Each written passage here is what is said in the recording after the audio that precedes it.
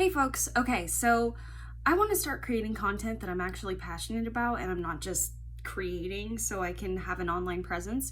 So I'm going to start this video off as Pluto and Scorpio, a brief description, because I'm going to be doing messages for people in that generation because we're having a Pluto return next year, and I just feel strongly that our generation needs insight on why we're here and what that represents in evolutionary astrology.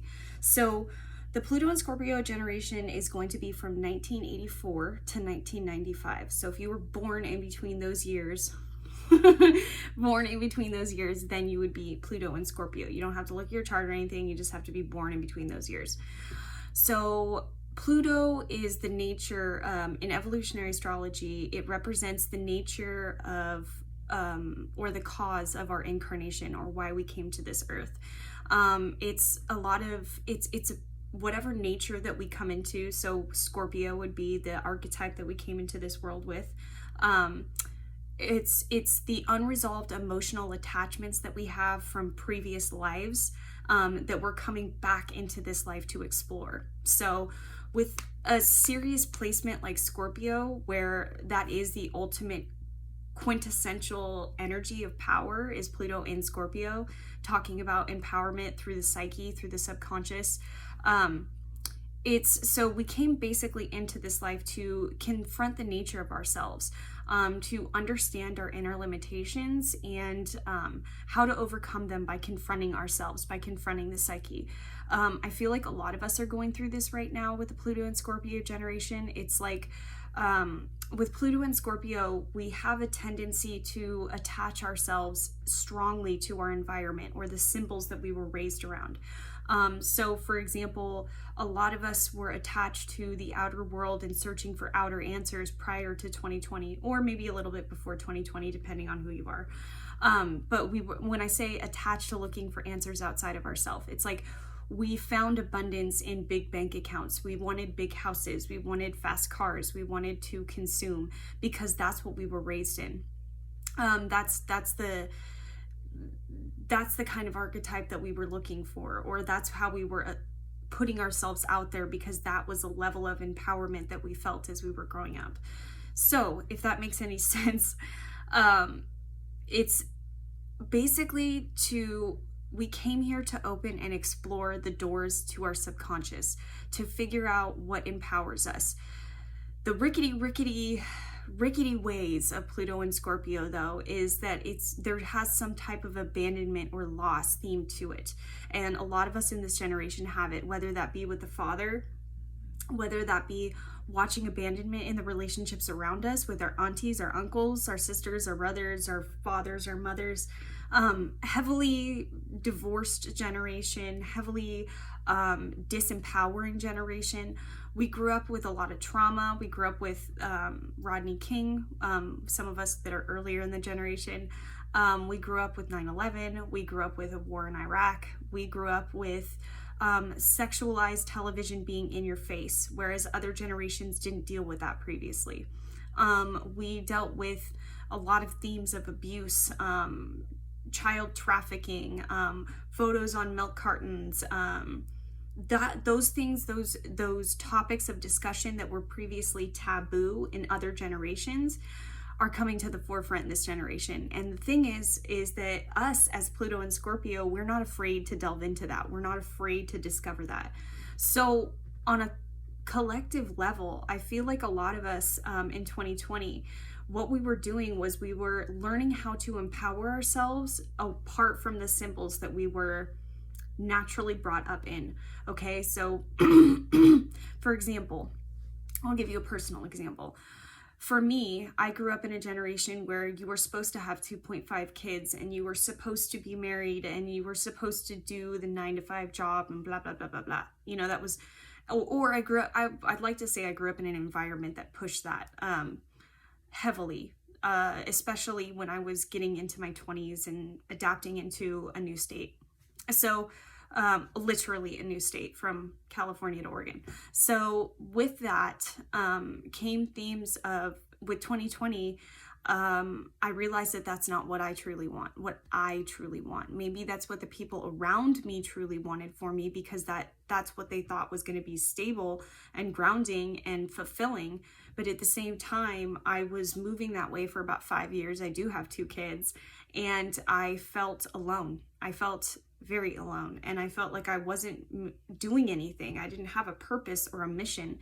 That entire 5 years, I was incredibly restless and triggered and didn't know why, and didn't have an understanding of why that happened until I delved into what I like to do, because I got so bored staying at home and being a mom. Not to say I don't love my kids and everything, but stay-at-home moms understand me on this one.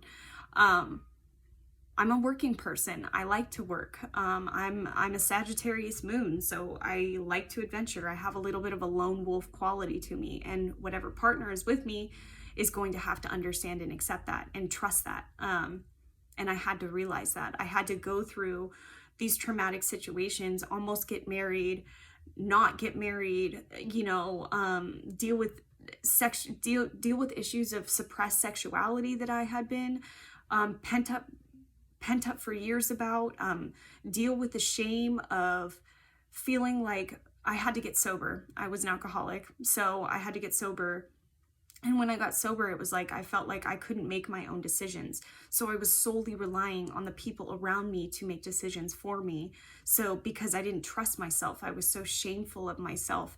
So that's what I mean when it carries themes of trauma and working through things and the process through the psyche. And that's why as our generation has grown up, shadow work has become such a huge thing. And like shadow work was something that I used to have to describe to everybody, and now pretty much I don't have to describe it anymore. People know what shadow work is, and it's a very basic interpretation if I have to. Whereas before, people were like, what the hell is that?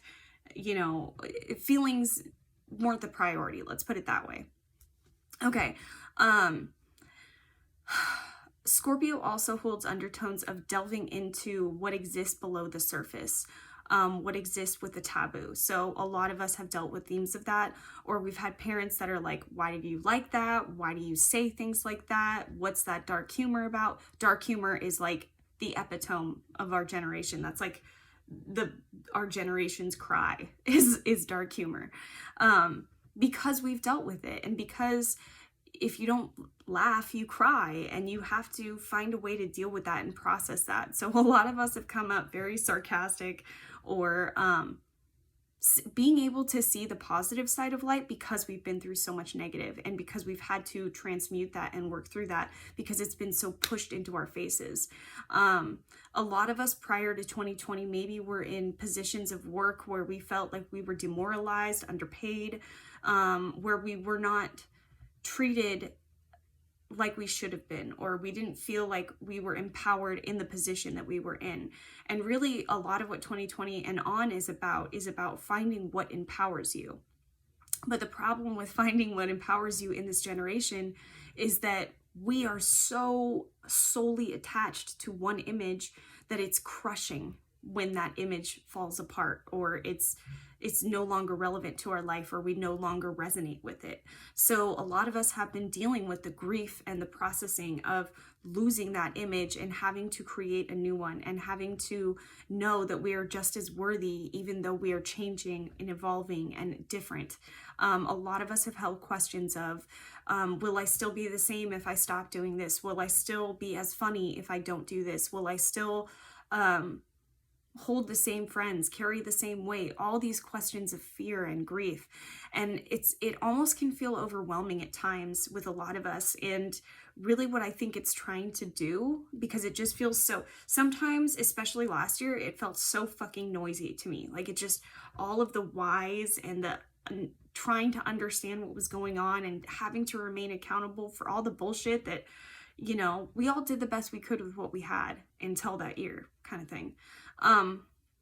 Or prior, depending, because I know that psychics and psychic mediums, stuff tends to happen to us a little bit beforehand so we can help people through. That's a whole different story. So what the questions that we need to ask ourselves if you still feel like you're going through that processing, or you still feel like you're going through that emotional turmoil that's not helping you in any way, shape, or form, and you feel like you're stuck or stagnant, you have to ask yourself, because the overall goal in this generation is for us to understand that empowerment comes from within.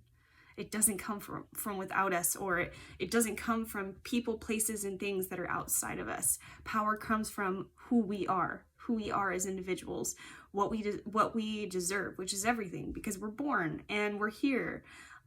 So a lot of us have felt very defeated. Some of you, I know that for me, as like a fun, I don't know, this isn't really fun, but a side note is, in my life, a lot of times I've noticed a theme with how much anxiety or care I have over something, and when I let it go, that's when it finally starts to get successful. And this is going to sound silly, but for example, I was in middle school, I was on a volleyball team. It was with all my friends. It was like a recreational volleyball team kind of thing, and we were there for 3 years, right? Same people, mostly the same people. For the first 2 years, we lost every single game. We had a freaking blast. We weren't like humdinger about it. We weren't sad or anything, because I think we were just too young and we were best friends and we just liked being there. But it sucked. It was like, okay, well, we suck, and we just kind of accepted that. But by the third year, when we were like, fuck it, we don't really care about, we've lost so many times, this is just fun at this point, and we just want to be together and play volleyball. We won every single game that season, and we won the championship. So there's weird themes I've found with different people like that as well, where like there's this long internal struggle to get to where you want to go, and then finally, once you release and you let go of the outcome, bam, it comes in and you're like, whoa, what the hell happened? Or that happened to me when I was discovering my gifts and trying to expand my gifts in a certain way, and just getting frustrated because I felt like I wasn't getting out there, or I wasn't getting the response that I wanted at the time. Be kind to me, I was newly evolving, but I was getting frustrated. And then once I stopped getting frustrated and I finally got the goal to go on Periscope, which is like a live broadcast, kind of like this, but it's live, mainly live. And I just went in with the intention of, I just want to share my gifts. I just want to share my gifts and give some messages and support people if they need it. Fuck the followers. It doesn't matter. What matters is that I get my messages out there and that I'm doing my mission. Because the second that I can't even tell you, the second that tarot and astrology and all that called me, I definitely did not call it. I'm not one of those people that was like, yes, I've been studying since I was 8 years old. I wish I was, and I admire those people, but that was never me. I was a late bloomer. But when it happened, it all came to me like that. And then when the followers started rolling in, not to brag at all, that's when I started to understand that it comes from within me. When I stop worrying about the outside world and how people are going to receive X, Y, and Z, and I know that I have my own back regardless of whatever happens, and that I'm going to be okay at the end of the day because of me, because of my own well-being, that's when things start to shift and change. And then another thing I've noticed on the evolution of this Pluto and Scorpio journey is now that I've noticed that, and I've seen that, and I've seen how that does and how to let go and surrender, I'm noticing that it's very conducive to energy is what I'm trying to say. So like with the Scorpio archetype, for me, if things feel really bland, it's like something always needs to be changing, transforming, turning into something new. Spirit is always leading me to new insights in psychology, or something that I can help my readers with, or something that I can tangibly help people out with and give them practical ways to fix whatever is going on in their head, especially when it comes to like mental blockages, mental issues that are going on at the time. Okay, what else is there anything else I want to say? Okay, also, another theme that you might notice about yourself is when we find what empowers us, when we find what makes us happy or our soul mission, we are heavily obsessed and focused on it. I can tell you right now, like, I have friends that would know this then that are watching this video now and probably laughing. I was obsessed. I'm not kidding you, obsessed. Everything I did, everything I touched, every book I read, everything I heard. I was even listening to mantras. Like, I was just obsessed for a second there, trying to get the knowledge that I needed. And still, I'm heavily obsessed. I mean, anybody mentions evolutionary astrology, I'm like, I'm game, I'm in. What is it? Well, what do I need to know? You know? And I'm empowering myself through those archetypes, but I'm also realizing that the answers lie within me, and that my life is very specific to who I am and what I want, and what I see, and the little things that I see and I've experienced, and that what I've seen and experienced is valuable, is worth something. But I had to put myself out there, and I had to find different ways to empower myself in order to do that. I mean, I'm talking about, like, this is many years of experience and grief and turmoil and trauma and not knowing where I fit in, and knowing that I had a purpose but not knowing what it was, and kind of aimlessly searching around. And it wasn't until I really got quiet and listened to myself that I found the answer, that I found what has always been lurking just underneath the surface. And the funny part is, the way that I've healed has helped to heal my family as well, because I come from a family that has issues with mental illness, alcoholism, drug addiction, things of that nature. And when it was pretty humbling experience when I explained to my mom some of the things that happened to me, and she explained that that's how she was and that's how she's been, and she thought that she was just crazy when that was happening. And watching her grow through that process and figuring out that it's not just mental illness, it's not just we're gifted, we are a gifted family, and being able to open her eyes a little bit to that was incredibly humbling and amazing, and a feeling I've never been able to describe before, because we've always been plagued by shame because of always not wanting to be in reality, because we weren't accepted for who we naturally were. I've also talked to her, and she used to do a lot of the same things I did, you know, where she would say things out loud that she noticed, and she was heavily reprimanded for that and told, don't say that, that's wrong, you know, you're wrong as a person, you're wrong as an individual. So with that Pluto and Scorpio archetype, we have a chance to let the story evolve and no longer be plagued by family traumas or family issues that are going on within our lives, whether that be with your parents or without your parents, because unfortunately some of us have had parents that have passed away, or parents that just aren't evolved enough or interested enough in evolving themselves to move forward.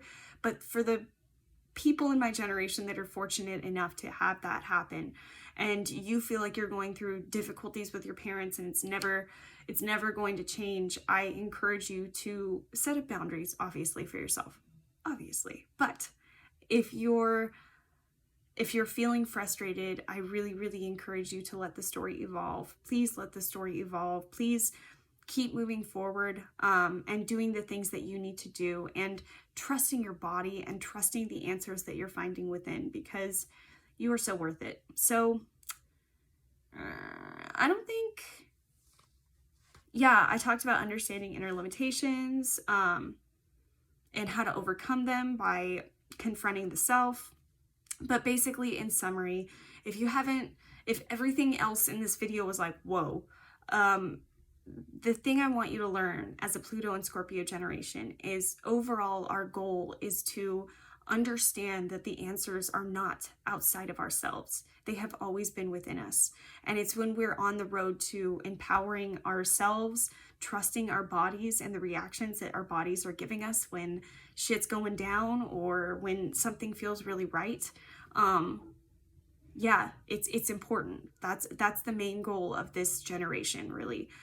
So I hope that this helped, and I hope that the Pluto and Scorpio videos make sense to you after this. All right, bye guys, until next time.